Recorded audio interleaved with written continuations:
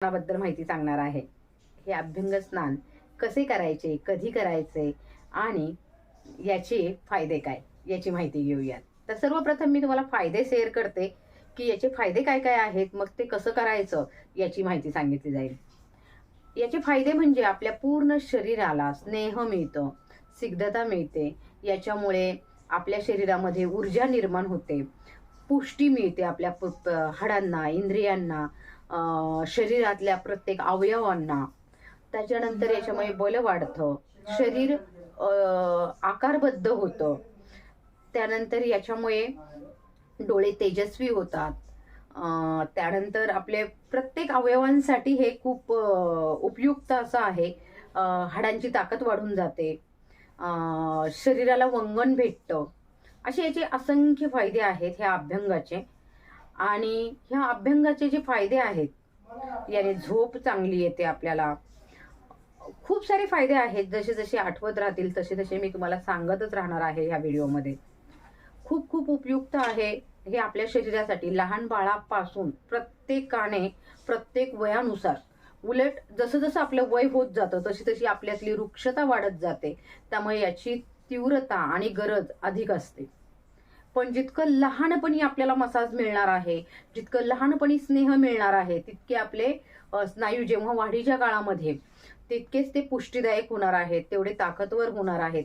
आणि शरीरासाठी ही शरीर संपत्ती आपली आहे, तर तिचं जतन करण्यासाठी ही खूप महत्वाची क्रिया आहे, ती म्हणजे अभ्यंग स्नान। अनेक आजारांपासून, अनेक रोगांपासून आपल्याला ह्या अभ्यंग स्नानामुळे दूर राहता येतं। असं हे अभ्यंग स्नान प्रत्येकाने करायला हवं। त्यामुळे असंख्य शरीरातली विषद्रव्ये जी आहेत ती सुद्धा बाहेर फेकली जातात।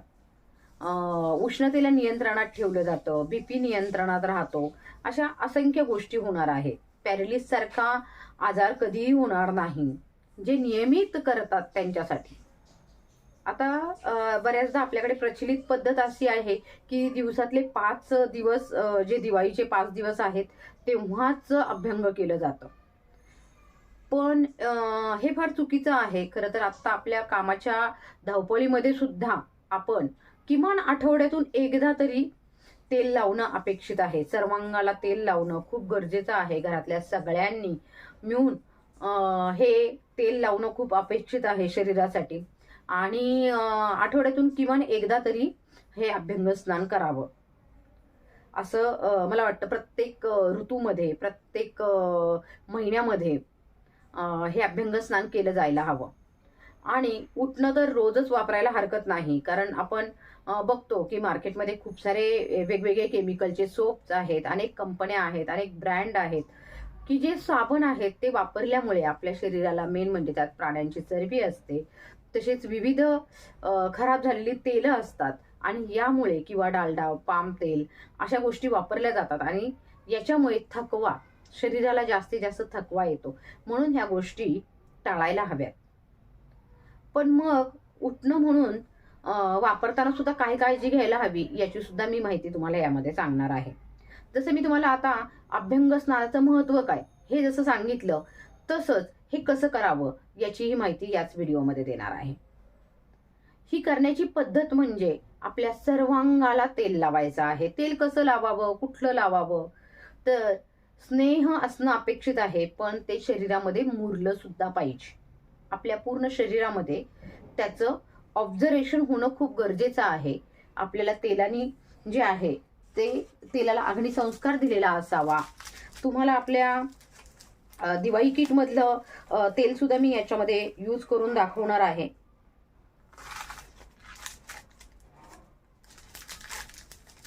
आपला जो दिवाळी किट आहे तुम्ही बघितला आहे, बऱ्याच लोकांनी खरेदी केला आहे, पण तो वापरायचा कसा याच्यासाठी सुद्धा याचा उपयोग होईल। हे आपलं अभ्यंग ऑइल तेल आहे, तर तुम्ही सगळ्यांनी याचा व्हिडिओ बघितलेला आहे।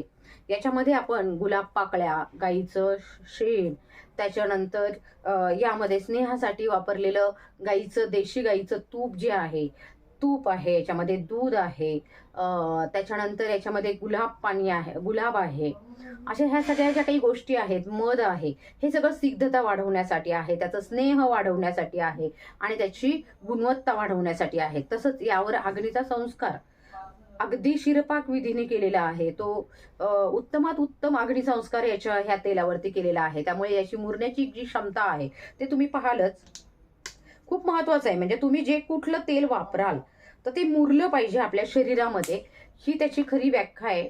जवळजवळ शरीरामध्ये आपलं तेल वाटीभर घेऊन सुद्धा एका वेळेला 10 ते 15 मिनिटात ऑब्झर्वेशन होतं. आता हे तुम्ही बघू शकता. फक्त अशा पद्धतीने आपल्याला तेल लावायचं आहे की हे पटकन मुरलं जातं. ह्या तेलाने फक्त सगळीकडे मसाज करायचा आहे. आपल्याला तेल पोचवायचं आहे आपल्या शरीरामध्ये आणि सगळ्या ठिकाणी. नाभीमध्ये तेल लावायचं आहे आपल्याला प्रथम, पायांना तेल लावायचं आहे, सांध्यांच्या ठिकाणी तेल लावून घ्यायचं आहे. प्रत्येक सांध्यांच्या ठिकाणी आपल्याला तेल लावून घ्यायचं आहे. जसं की खांदे आहेत, त्याच्यानंतर कानाच्या पाठीमागच्या बाजूला तेल लावायचं आहे. कानामध्ये फक्त बोट लावायचं आहे तेलाचं. आतमध्ये आपल्याला तेल सोडणे अपेक्षित नाहीये. तर कानाच्या पाळीला थोडासा तेलाने मसाज करायचा आहे. कसं लावायचंय ते मी तुम्हाला सांगतेय. पायापासून सुरुवात करायची आहे आपल्याला. तळव्यांना तेल लावल्यानंतर वरती पायाकडे जिथे जिथे सांधे आहेत तिथे आधी तेल लावून घ्यायचं आहे. म्हणजे गुडघे झालं, गुडघ्याची मागची बाजू झालं. त्याच्यानंतर आपल्या जांघेमध्ये आपल्याला हे लावून घ्यायचं आहे. ओटीपोटाला तेल लावायचं आहे. नाभीमध्ये आपल्याला तेल लावायचं आहे. नाभीमध्ये तेल लावून झाल्यानंतर आपल्याला खांदे आहेत आपले, त्याच्यानंतर हाताची जी दोन्ही कोपर आहेत त्या ठिकाणी आपल्याला सांध्यांना लावून घ्यायचं आहे. त्याच्यानंतर आपल्या मानेच्या मागच्या बाजूला मणक्याला स्नेह देताना वरतून खालच्या दिशेने स्नेह द्यायचा आहे. तेल सोडायचं आहे. माकड हाडाच्या इथे आपल्याला अतिरिक्त तेल सोडायचं आहे. त्याच्यानंतर डोक्यावरती टाळूमध्ये आपल्याला टाळू भरायची आहे. म्हणजे तेल टाकल्यानंतर थोडा 2 ते 3 मिनिटं मसाज करायचा आहे टाळूला. मागची टाळू, पुढची टाळू, दोन्ही टाळू भरायचे आहेत. अशा पद्धतीने आपल्याला तेल लावणं अपेक्षित आहे. म्हणजे हे अभ्यंग ऑइल अशा पद्धतीने लावणं आणि त्यानंतर अधिक तेल घेऊन पुन्हा सर्वांगाला मसाज करायचा आहे. खालून वरच्या दिशेने फक्त मुरवायचा आहे. मसाज म्हणजे असं आपल्याला रगडा मसाज नाही करायचा. जो कोल्हापूरचे पैलवान वगैरे असतात त्यांना जो मसाज केला जातो तो मसाज आपल्याला करायचा नाहीये. तर आपल्याला जो मसाज करायचा आहे तो जो लहान बाळाला करतात तोही मसाज आपल्याला करायचा नाहीये. पण आपल्याला मसाज झाला पाहिजे, आपल्या स्किनला मसाज झाला पाहिजे, इतकं ते मुरवायचं आहे तेल आपल्याला. ते तितका मसाज करायचा आहे आपल्याला पूर्ण शरीराला, पायापासून वरती हृदयाच्या पुढे आपण येऊन मानेवरून पुन्हा मणक्याकडून पुन्हा मांडी वगैरे असं करत आपल्याला अशा टाईप मसाज करायचा आहे. पुढून सुरुवात केलेला आपण पुन्हा मागे हातांना वगैरे मसाज करून खाली जायचं आहे. अशा पद्धतीने आपल्याला हा अभ्यंग स्नानाचं जे आहे तो मसाज करायचा आहे. त्यानंतर तेल लावल्यानंतर आता आपलं तेल तर मुरलेलं आहे, त्यामुळे आपल्याला फक्त उठणं लावलं तरी चालणार आहे. आपल्याला साबण लावायची आवश्यकता पडणार नाही. तर आपलं हे जे उठणं आहे अशा टाईपचं उठणं, तुम्ही कुठलंही उठणं घेऊ शकता. उठणं वापरणं खूप महत्वाचं आहे. फक्त जेव्हा तुम्ही उठण्याला स्पर्श कराल तेव्हा तुम्हाला स्नेह जाणवतं, कोरडं जाणवतं, थंड जाणवतं, कशा पद्धतीने जाणवतं याच्यानुसार तुम्ही उठण्याची परीक्षा करा. आणि त्यानुसार तुम्हाला जर आपलं उठणं जे आहे ते खूप स्नेह जाणवणार आहे, सिग्ध जाणवणार आहे, थंड जाणवणार आहे, त्याचं रिझन असं सांगते की आपण याच्यामध्ये दूध, तूप, गोजरनार्क, गोमय शिवाय याच्यामध्ये गुलाब पाणी, पळसर्क ह्या सगळ्या गोष्टी आपण खूप प्रमाणात वापरलेल्या आहेत. आणि याच्यामध्ये येणारे जे कंटेन आहेत, आपला वाळा आहे, गुलाब आहे, हे सगळे जे कंटेन आहे ते थंड आहेत, सिद्धता देणारे आहे, थंडावा देणारे आहे, शरीराला बल देणारे आहे, बला आहे त्याच्यामध्ये. आंबे हळद आहे, वेखंड आहे, हे जंतुगुण म्हणून काम करणार आहेत. तर ह्या पद्धतीची जी उठणं आहे, तुम्ही जे काही तुमचं उठणं वापरणार आहात त्याला स्पर्श करून पहा. तुम्हाला थंड जाणवतं, रखरखीत जाणवतं की कोरडं जाणवतं, याचा अभ्यास करा आणि त्याच्यानुसार तुमच्या उठण्यामध्ये काय वापरायला पाहिजे याचीही माहिती मी तुम्हाला देतेय. आपलं उठणं पाण्यात कालवलं तरी चालतं. फक्त पाण्यात कालवून तुम्ही आंघोळीच्या वेळेस हलका मसाज करून पाण्याने धुवून टाकू शकता. पण जेव्हा तुम्ही मार्केटचं उठणं वापरणार आहात तर त्याला दुधामध्ये कालवा शक्यतो, किंवा त्यात सुद्धा तुम्हाला तेल घालणं अपेक्षित आहे. दूध आणि तेल किंवा गाईचं तूप 1 चमचा असं घालून तुम्ही ते दूध उटणं मिक्स करा बाहेरचं मार्केटचं.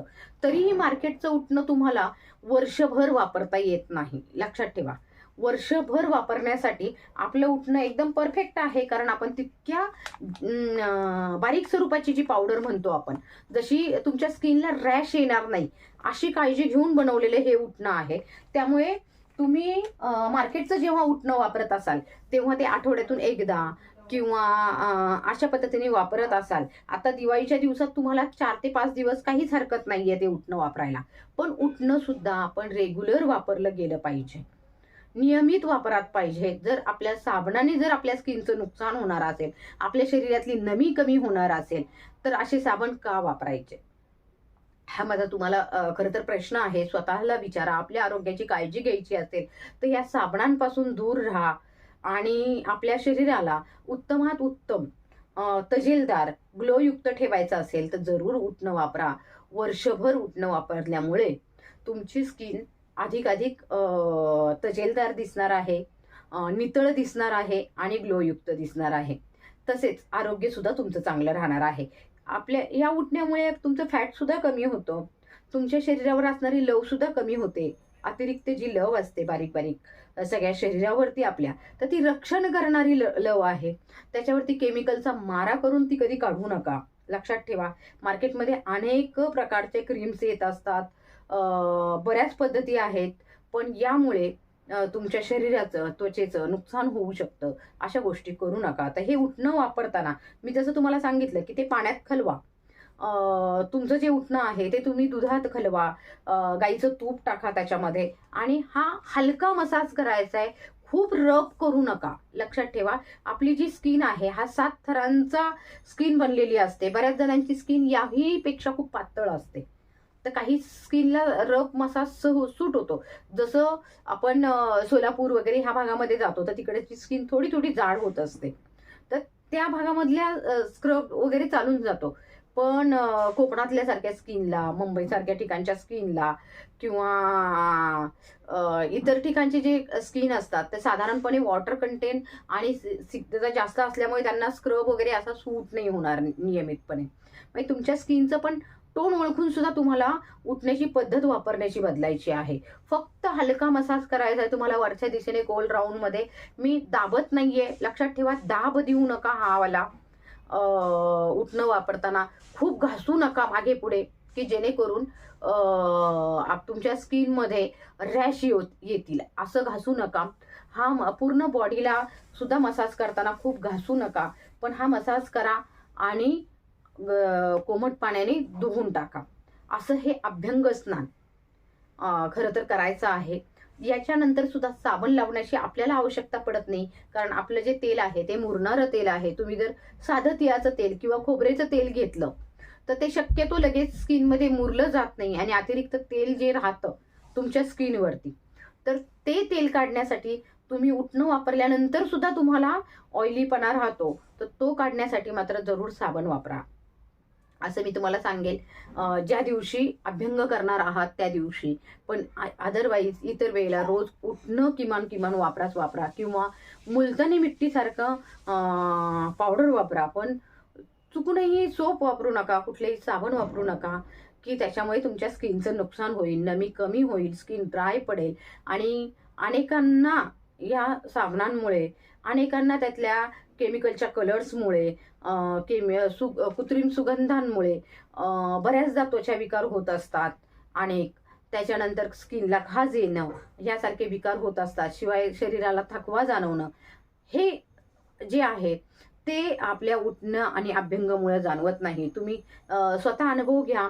यांनी संपूर्ण शरीर हे कार्यक्षम झालेल्यासारखं तुम्हाला उत्साह, कार्यक्षमता याची वाढलेली दिसते, तेज दिसतं. आणि त्याच्यामुळे आवर्जून आपल्या स्किनची अभ्यंग स्नानासोबत काळजी घ्या आणि नियमित करा किंवा आठवड्यातून किमान एकदा तरी करा.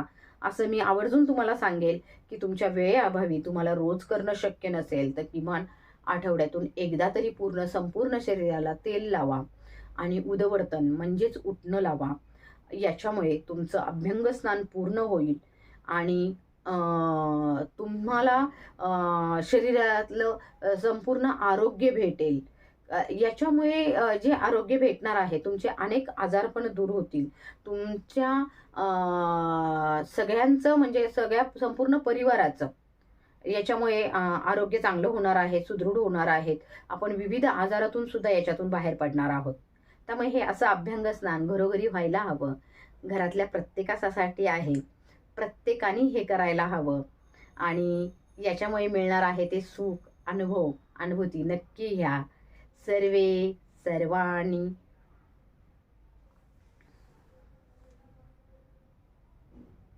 नमस्ते.